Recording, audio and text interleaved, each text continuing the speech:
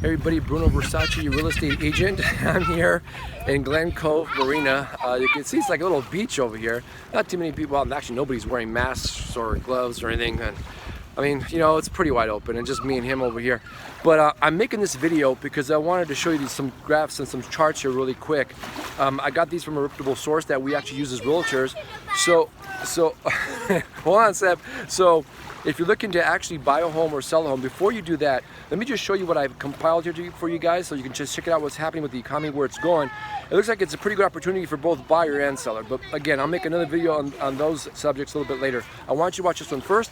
It took about an hour to explain this to us, but I'm gonna just cram it down and chop it down in about 4 or 5 minutes here on Facebook so you can see exactly what it's looking like. And then if any questions, of course, give me a call. But stay tuned for more videos as far as complimenting the video I'm about to put up right here. All right, and I have to go watch this guy before he goes too much deep in the water. All right, thanks for watching, and give me a call for any questions. Have a good day. Bye. Okay, so now that I'm back from my computer where things are more in my control, there are 5 big questions regarding the housing market here in the Vallejo and surrounding area, because obviously I live here too, and what it has to do with in this whole COVID-19 type of environment.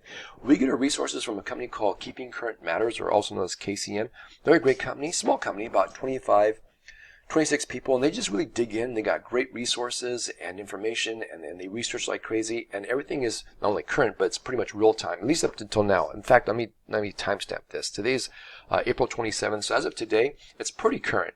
But in this environment, I've noticed things are changing either by the day or by the hour. So by the time you get done with this video, things may happen again. Who knows? But as of right now, this is what's going on in this type of environment. I thought it was pretty interesting that I wanted to share with you folks as well. So I had to cram it about an hour's worth of stuff into, like, I thought I could do it in 5 or 6 minutes, but it's more like maybe 10 or 11. So just bear with me. If I go too fast, you can always text me or call me, or just shoot me an email. I'll be happy to answer all your questions. But let's get started, and I'll show you what's going on here in the housing market in this type of environment that we're living in now. Here are the 5 questions. When is the economy going to recover? Are we going into a recession? Is this going to be like 2008? What about all those job losses? And of course, what should I do right now? First question, when is the economy going to recover? Basically, there's all kinds of charts and graphs out there showing an actual recession and the pattern that it actually recovers.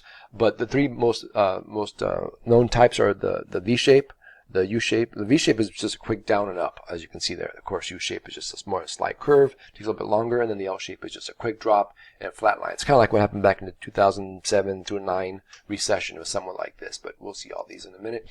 Like I said, there's all kinds of different names they give these type of patterns. The check mark, the tick, the W, the flying W. I don't know what the hell the flying W is. It sounds like a circus act, but there's also a U shape, a V shape, and the Nike swoosh, which is like a check mark, as their logo is. I've never seen it, but obviously it does exist. So there are 4 major institutions that are actually calling for a V-shaped recovery. You may have heard of these: Goldman Sachs, J.P. Morgan, Morgan Stanley, and Wells Fargo. Anything that's 2 quarters or more that's low in GDP, which stands for Gross Domestic Product, simply how much a country puts out in products and services. If it's low, more than 3 months or a quarter, or 2 quarters, it's considered a recession. So yeah, right now we are in a recession. The good news is the majority of them think we're going to come out in a few months, even before the end of the year, except of course for Wells Fargo, because they always have issues. But anyway, the Z report. The Z report again is a source that KCM uses for information, and what they're saying is, supported by our analysis of home price dynamics through cycle and other periods of economic and housing disruption, we expect home price appreciation to decelerate from current levels in 2020, though easily remain in positive territory year over year, given the beneficial factors of record low inventories and a historically low interest rate environment. So what's that basically saying, 1,000 words or less, is this: there won't be a crash. I mean, the value, the appreciation of a home is still going to increase, but it's going to be decelerated. It's going to take a lot longer. It'll be a little bit slower. What I would consider more of a normal market. In fact, homes appreciate normally between 5 and 7% a year. Okay. And that's where we're heading towards right now. Again, when charts I'll show you as we go through this. So this one here, the home appreciation adjustments, okay, as a result of the pandemic, you can see pre-COVID-19 and post-COVID-19. Before, it was a little, 4.7. It came down a little bit and they project it's going to come down in 2021. Then, of course, in 2020, we're at 3 now. But as you can see, time goes on, we're going to get up to that 5. I think it's going to be even sooner than this. And by the way, speaking about what I think, what they think, that's another thing. As I show you these slides, you're going to notice that this is my disclaimer, okay? Everybody has an opinion. First, I'll show you one slide, they're saying this. I'll show another slide, they're saying that. It's just an opinion. But under the circumstances, with the tools that we have, you know, statistically speaking, we can actually come up with a pretty good ballpark of what's going to be happening. So, and here we go. Reuters, for example, they interviewed 4 economists, and what they're saying is this: 22 of them believe it's going to be a U-shape, and 10 will say it's going to be a V-shape, 7 say it's going to be a check mark, and 5 say it's going to be W. 1 doesn't know anything. But this, I saw this chart like a while ago. It was actually the way around. It was like maybe, I don't know, 12 or 13 said a U-shape, and it was like 23 or 24 saying a V-shape. Now it's switched on us. Like I said, you know, opinions will always vary depending what's happening. And in this environment, things sometimes it even seems like they're changing by the day. It seems like they're changing by the hour, and so it's kind of hard to keep up. But as I said, as of right now, it's April 27th. This is pretty much real time. Second question: are we going into a recession? Yes, I believe so. That's my opinion. I think we're already there. However, a recession does not equal a housing crisis. Here are some of the reasons why. Mark Fleming, who's also a chief economist at the First American, he says this: many still bear scars from the Great Recession, and many expect the housing market to follow a similar trajectory in response to the coronavirus outbreak. But there are distinct differences that indicate the housing market may follow a much different path. While housing led the recession in 2008-2009, this time it may be poised to bring us out of it. So back then, it was because of the housing market that made the whole economy crash. Right now, houses really don't have anything to do with this. It's this whole COVID-19 environment we're living in that's, you know, bringing things upon itself. But third question: is it going to be like 2008? And of course, me and others say no, and this is the reason why. Annual home price appreciation. You can see back here during these last 6 years, during the recession. Look at the home prices, how fast they were actually increasing in value year upon year. In fact, 2004 was 12.5%. That's a huge increase. This was like a runaway train, and like most runaway trains, it just comes crashing down, and that's actually what happened here. Now, as you can see, the last 6 years, as remember I said, between 5 and 7% was actually what they call a normal market. We've been doing that. You know, 2017 was pretty close to that, but we're back down to 4 and 7, and you know it fluctuates, of course, but we'll be between that 5 and 7% very shortly. I'm pretty confident of that. This is what happened back in 2008. Some of you may remember. In 2008, 2009, there was a huge uptick as far as anybody who was alive and had a pulse and good credit, you could apply for a loan. I mean, they even look at your tax records. I think they had a lot of stated incomes where, you know, they just kind of ignored all that stuff. Everybody could afford a house, so they thought, and of course when they found out they couldn't, it all came crashing down. But since that time, look what's going on here as far as getting a mortgage. It's not difficult, but they did make the restrictions a little bit more tight. So from now on, you just can't have a pulse. So you have to have a job, okay, at least 2 years or more. That's what according to my lender, that's who I use, and it's true. Any lender says pretty much the same thing. You have to have a job, you have to have some sort of down payment, you have to have good credit.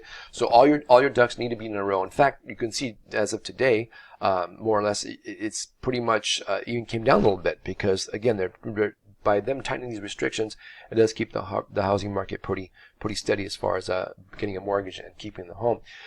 What happened back here during that time? Yeah, there were a lot of buyers. I remember people were buying homes left and right. So, you know, they thought, but what happened? There was so much inventory, and it was definitely a buyer's market.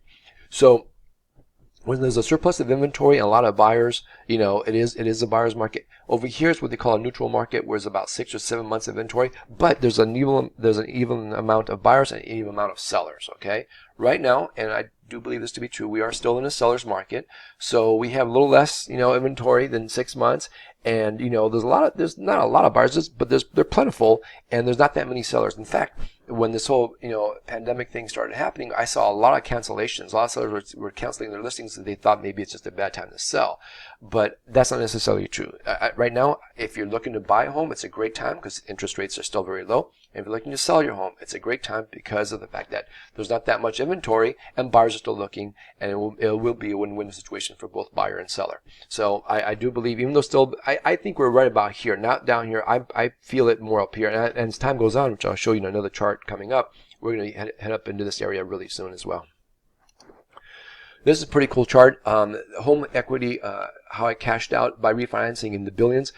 in 2006 and 7, everything here was actually people were refinancing in the billions, up to 824 billion, and they were that's when they were using their homes as an ATM machine. They were buying cars and yachts and houses and boats. Today, people are still refinancing, but they're using their money for a lot more smarter things, like maybe putting their kid through college or something like that. So you can see here, the total of all 3 years equal the lowest amount here, which is what 240 in 1 year. We're doing really well because people are just using their home equity much smarter now than they did back then. 53% of whole homes in America have at least 50% equity. 37% are actually owned free and clear. That means there's $177,000 of equity in a home. Back in the recession days, people owed more than their home was worth. They can just walk away. You have $177,000 or plus or minus cash equity in your home, you're not going to walk away. You're going to find a way to keep that home. Even if you lost your job, which we'll talk about in a minute, you're still going to make it happen because that's a lot of money sitting there, and it's not that easy to walk away from a house that has that much equity in the home. What about all those job losses? I told you I'll talk about that right now. We're projecting, see, again, it's a forecast that JP Morgan says 20%. Merrill Lynch says 15.6. Goldman Sachs is 15 and 7.3 for Wells Fargo. The conservative way of looking at it is probably right. We're going to be right in here. But let's just say, even for example, it hits 20%. If 20% in the country are unemployed, 80% still have a job and they can still buy homes. So that's not. And again, because of the pandemic, it's not something that we're expecting a crash with jobs. And speaking about jobs, more depth and less length is the way that they're projecting this right now. As you can see here, but this is actually a really good chart because you can see what's happening is JP Morgan says it's going to come crashing down, and in about a year and a half or so, we'll be right back up to where we're supposed to be. Goldman Sachs projects the same thing, not as quite as a more of a lesser degree. But look what happened during the Great Depression. I mean, it took us 12 years to get. So the longer we stay in a recession, the more it hurts. Same thing back in the 2007-9 crash. There, you can see how long it actually took us to get. It took almost 9 years for us to get out of there. Here's another chart that simply shows the graph between, actual mortgage rates dropping and getting tighter on their requirements, and home prices staying steady. There was a dip here because, of course, people were unemployed, but nonetheless, housing prices are still staying pretty much the same. And I believe it'll come down a little bit here, but not to the point where it's going to be like 2007, 2008. What should I do right now? Basically, here's what's going on. Before I put all this together, I went back to the site to look one more time and have a new graph. Okay, this is what was going on before the COVID-19. This is during the COVID-19 for realtors. This is mostly for us. There was no open houses. We didn't know what was going on. We couldn't show houses. Everything came to a crashing halt. But now we're using technology with virtual tours. Everything's done online. We're using Zoom for our meetings. And as we're starting to learn this technology, look what's happening. The uptick is starting to happen again. In fact, Zillow, as of April 22nd, said pending sales turned positive in the week ending April 15th and is up 6.2% week over week as of the 7th day ending in April 19th. So I think personally, with all this information, we look like we're going to be in pretty good shape. If you're looking to buy a home, use your lender, use my lender. The rates are really low. You can actually get a really good mortgage right now. And if you're looking to sell your home, the competition is still out there, but not as much. Again, it's still a seller's market. Remember, it's not a whole lot of inventory, so you're not going to be competing with a whole lot of people. And we're putting you guys together, we'll make it a win-win for both buyer and seller. So if you're thinking about buying a home, thinking about selling your home, give me a call. Here's my number. Thanks for watching. I went a little over. It's like 12 minutes and 39 seconds. So I'm going to let you guys go. Thank you so much for watching. And give me a call for any questions. And, of course, go out and make it a great day. All right. Thanks. Bye-bye.